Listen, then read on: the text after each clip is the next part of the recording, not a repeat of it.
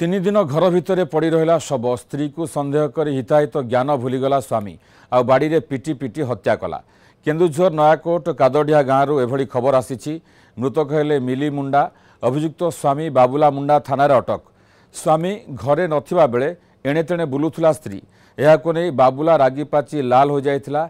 शनिवार उभय मद पी निशाशक्त थिले। खाइबा परे कौनसी कथा को नहीं स्वामी स्त्री मध्य जुक्तितर्क होइथिला। आ रक्तमुखा स्वामी स्त्री मिली को बाड़ी रे पिटी पिटी हत्या करिथिला। तेबे हत्या परे ससुर घर लोक साही पड़िशा को डाकी आपस समाधान पई उद्यम करी सफल मध्य होइथिला।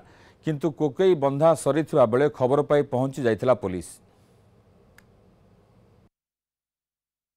13 तारिख दिन कादडिया बाबुला मुंडा बोली जड़े लोक